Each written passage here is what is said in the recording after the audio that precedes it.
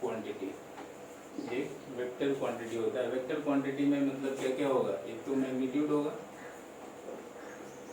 Magnitude, और plus क्या होगा इसमें, डायरेक्शन भी होगा, मैग्नीट्यूड और एज वेल एज डायरेक्शन, ठीक है। और वेलोसिटी जो है, वेलोसिटी जो है ये हमारा पॉजिटिव भी हो सकता है, ज़ीरो भी हो सकता है और निगेटिव भी हो सकता है, ठीक है। तीनों चीज़ें हो सकती हैं यहाँ पे। वेलोसिटी हमारा पॉजिटिव भी हो सकता है, ज़ीरो भी हो सकता है और निगेटिव भी हो सकता है, और इसमें डायरेक्शन होता है। स्पीड में क्या था, सिर्फ मैग्नीट्यूड था, डायरेक्शन नहीं था, और वो एक स्केलर क्वांटिटी थी। और यहाँ पे वेक्टर क्वांटिटी है तो इसमें दोनों चीज़ें होंगी। स्पीड हमारा पॉजिटिव हो सकता था, ज़ीरो हो सकता था, लेकिन निगेटिव नहीं होता था स्पीड, लेकिन वेलोसिटी जो है ये निगेटिव भी हो सकता है, ठीक है। तो अब आ जाते हैं इसमें टाइप ऑफ वेलोसिटी।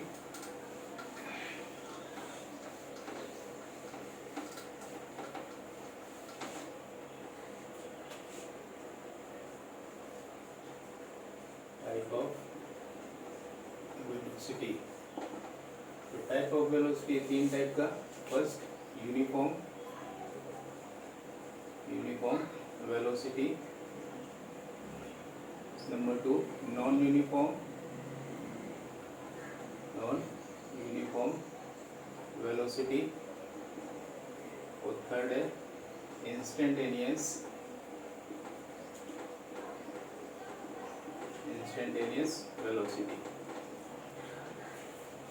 तीन टाइप का वेलोसिटी होगा यहाँ पे, non uniform, uniform and instantaneous velocity, ठीक है।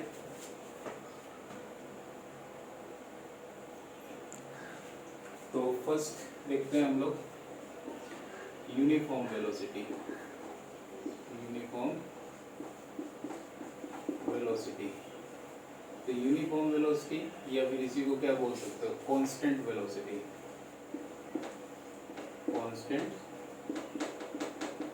वेलोसिटी तो होता है क्या, पहले समझते हैं इसको।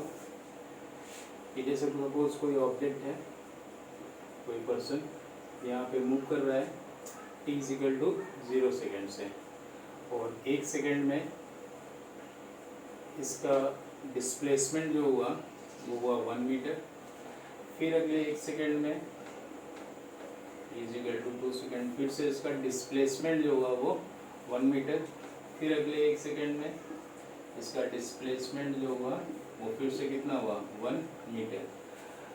ठीक है, अगर ये पोजीशन A, ये पोजीशन B, ये C और ये D, तो अगर हम A B में वेलोसिटी निकालें A से B में, तो डिस्प्लेसमेंट बाय टाइम, तो यहाँ से यहाँ तक टाइम 1 सेकेंड है, तो 1/1 इक्वल टू कितना हो गया 1 मीटर पर सेकेंड। वेलोसिटी निकालते हैं B से C, तो यहाँ पे B से C में डिस्प्लेसमेंट 1 है और टाइम यहाँ से यहाँ तक कितना लिया 1 सेकेंड, तो ये भी कितना आ गया 1 मीटर पर सेकेंड। फिर निकालते हैं C to D, displacement bye time, ये भी कितना आ गया 1 मीटर पर सेकेंड। तो देखो इसका जो वेलोसिटी है वो हर जगह पे कितना है 1 मीटर पर सेकेंड। तो वेलोसिटी क्या है यहाँ पे कांस्टेंट है, तो ऐसी वेलोसिटी को हम क्या बोलते हैं यूनिफॉर्म वेलोसिटी। तो इसका डेफिनेशन क्या बनेगा कि if body travel equal displacement in equal time interval then velocity is known as uniform velocity. तो डेफिनेशन इसका देखो, if body travel equal displacement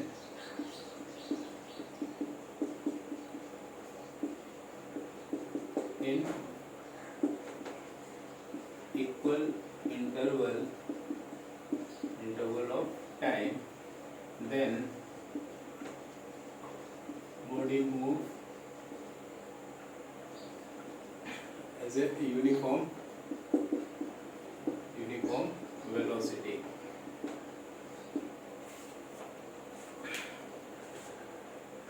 अगर बॉडी इक्वल टाइम इंटरवल में इक्वल डिस्प्लेसमेंट हो रहा है, तो इसका मतलब जो बॉडी है वो मूव कर रहा है वो यूनिफॉर्म वेलोसिटी से मूव कर रहा है। यूनिफॉर्म वेलोसिटी का मतलब वेलोसिटी क्या रहेगा यहाँ पे कांस्टेंट रहेगा। ठीक है, तो ये था हमारा यूनिफॉर्म वेलोसिटी। अब आ जाते हैं non uniform velocity.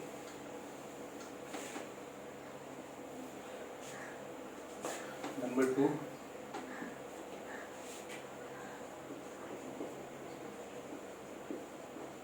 Non uniform velocity. Non uniform velocity को हम वेरिएबल वेलोसिटी भी बोल सकते हैं। तो यहाँ पे सेम एग्जांपल ले रहे हैं, एक बॉडी मूव कर रहा है t इक्वल टू 0 सेकेंड पे, और 1 सेकेंड में उसका डिस्प्लेसमेंट 1 मीटर। फिर अगले 1 सेकेंड में उसका डिस्प्लेसमेंट सपोज 3 मीटर। फिर अगले 1 सेकेंड में इसका डिस्प्लेसमेंट सपोज 7 मीटर। तो अगर हम वेलोसिटी निकालते हैं A to B, तो डिस्प्लेसमेंट बाय टाइम, तो 1/1 equal to 1 metre per second.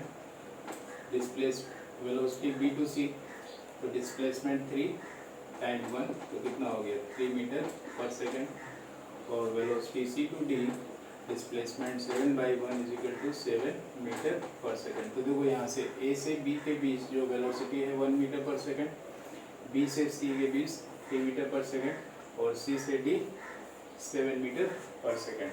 तो यहाँ पे वेलोसिटी क्या हो रहा है चेंज हो रहा है। तो ऐसी वेलोसिटी को हम बोलते हैं नॉन यूनिफॉर्म वेलोसिटी। ठीक है, तो मतलब डेफिनेशन क्या होगी, A body move non-uniform velocity if travel unequal displacement in equal interval of time. तो definition इसका, if body move, if body travel unequal displacement in equal interval of time, then velocity of a body is non-uniform.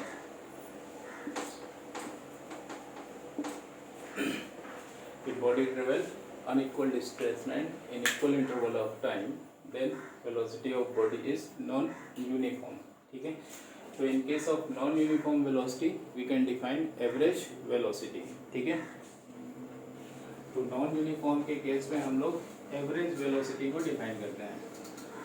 तो next इसी के अंदर का जो सब topic है एवरेज वेलोसिटी। तो एवरेज वेलोसिटी क्या होता है?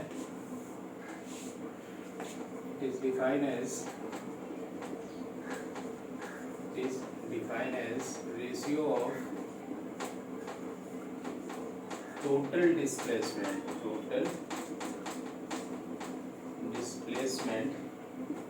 to the total time। तो average velocity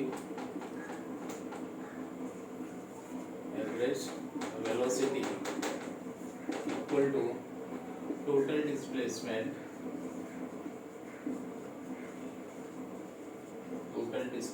bye total time, ठीक है। तो एवरेज वेलोसिटी का सिंबल ये वेक्टर क्वांटिटी, इसलिए यहाँ पे एरो बनता है एक, ठीक है। Total displacement by total time, ये हो गया हमारा फॉर्मूला। तो एवरेज वेलोसिटी के केस में दो केसेस यहाँ पे आएंगे, केस 1 और केस 2। जैसे हम लोगों ने स्पीड में किया था, तो पहला केस यहाँ पे लेते हैं हम।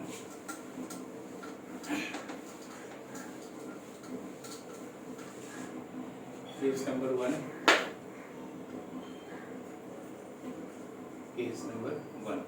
तो केस नंबर 1 में एक बॉडी है, फर्स्ट v1 स्पीड से ट्रेवल किया उसने, s1 डिस्प्लेसमेंट, फिर v2 स्पीड से ट्रेवल किया, s2 डिस्प्लेसमेंट, और इसी तरह vn स्पीड से ट्रेवल किया उसने, sn डिस्टेंस, ठीक है। तो अब यहाँ पे देखो डिस्प्लेसमेंट गिवन है और वेलोसिटी गिवन है। तो अब यहाँ पे हम एवरेज वेलोसिटी कैसे निकालेंगे? तो average velocity is equal to total displacement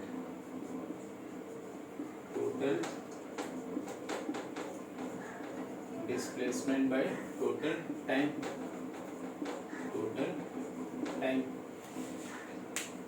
तो मान लिया जो s1 डिस्टेंस ट्रेवल किया यहाँ से यहाँ तक, उससे कितना टाइम लगा t1, s2 डिस्टेंस ट्रेवल करने में कितना टाइम लगा t2, और इसी तरह लास्ट डिस्टेंस ट्रेवल करने में कितना टाइम लगा tn। तो टोटल डिस्प्लेसमेंट कितना हो गया? s1 plus s2 plus sn upon total time t1 plus t2 plus tn, ठीक है। अब यहाँ पे टाइम तो गिवन नहीं था, हमको क्या गिवन था? डिस्प्लेसमेंट और वेलोसिटी। तो फार्मूला जो आना चाहिए वो डिस्प्लेसमेंट और वेलोसिटी के टर्म में आना चाहिए। तो अगर हम t1 टाइम निकालें तो time is equal to displacement by velocity, तो s1 by v1, t2 s2 by v2, इसी तरह tn equal to sn upon vn। तो वैल्यू पुट कर देंगे यहाँ पे, तो हमारा जो फाइनल फार्मूला आ जाएगा s1 plus s2 plus sn upon s1 by v1 plus s2 by v2 plus sn by vn। तो ये हो गया हमारा फाइनल फॉर्मूला, ठीक है। ये केस नंबर 1 था। केस नंबर 2, इस बार केस नंबर 2 में केस नंबर 2 इस बार कह रहा है कि v1 वेलोसिटी से गया t1 टाइम तक, v2 वेलोसिटी से गया t2 टाइम तक, और vn वेलोसिटी से गया tn टाइम तक, ठीक है। तो अब यहाँ पे वेलोसिटी गिवन है और टाइम गिवन है, क्या नहीं गिवन है? डिस्प्लेसमेंट। तो अब यहाँ पे हम कैसे एवरेज वेलोसिटी निकालेंगे? तो हम यहाँ पर भी फार्मूला सेम यूज़ करेंगे, total displacement by total time. तो मान लिया t1 समय में उसने कितना डिस्टेंस ट्रेवल किया s1, t2 समय में कितना डिस्टेंस ट्रेवल किया s2, और लास्ट में कितना ट्रेवल किया sn, ठीक है। तो t1 is equal to s1 by v1, तो यहाँ से s1 इज इक्वल टू कितना हो जाएगा? t1 into v1, s2 is equal to हो जाएगा t2 इंटू v2, और S N is equal to हो जाएगा T N into V N. तो अगर वैल्यू पुट कर दें यहाँ पे S1 S2 का तो हो जाएगा V1 T1 plus V2 T2 last में Vn Tn upon T1 plus T2 plus Tn। तो ये फार्मूला तब यूज़ करेंगे जब हमको वेलोसिटी और टाइम गिवन होगा, और इससे पहले वाला फार्मूला कब यूज़ करेंगे जब वेलोसिटी और डिस्टेंस गिवन है। ठीक है, तो ये था एवरेज वेलोसिटी। इसके बाद इसमें लास्ट जो आता है instantaneous velocity.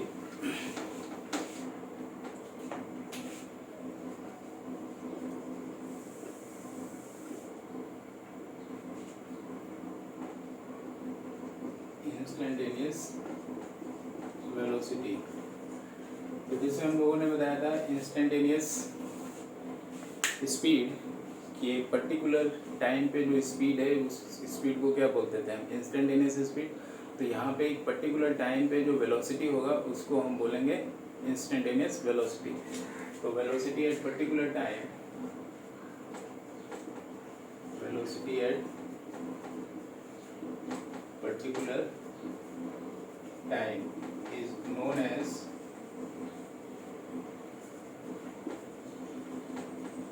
Instantaneous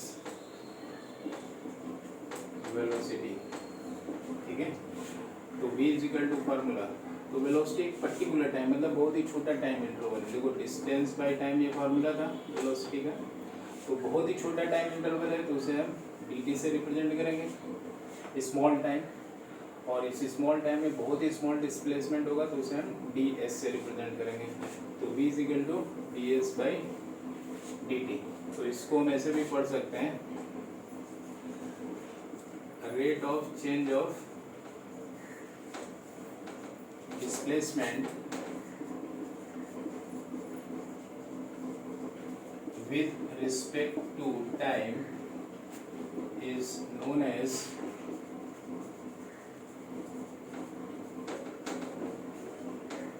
instantaneous velocity। ठीक है, instantaneous velocity। तो ये था हम लोगों का वेलोसिटी। ठीक है, अब इसमें कुछ चीज़ें जानना है जो इम्पोर्टेंट हैं।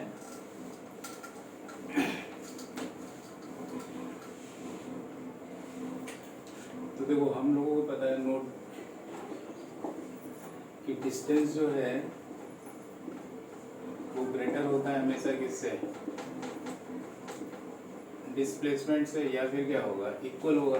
तो अगर दोनों तरफ हम टाइम को डिवाइड कर दें तो इसका मतलब इधर क्या आ गया, speed always greater than equal to क्या होगा, वेलोसिटी। ठीक है, और speed equal to velocity only when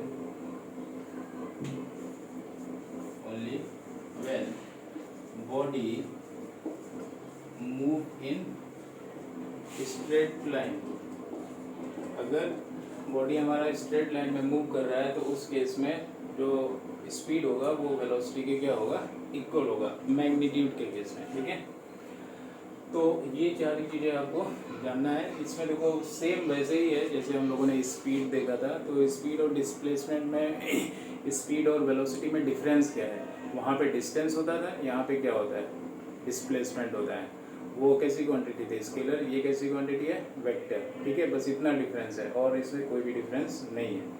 ठीक है, तो ये सारे नोट्स आप लोग अच्छे से कंप्लीट करो। ठीक है, इसके बाद फिर इसका जो नेक्स्ट टॉपिक आएगा एक्सेलरेशन आएगा, फिर हम लोग कुछ न्यूमेरिकल सॉल्व करेंगे। ठीक है, तो आज के लिए इतने रखते हैं। Thank you.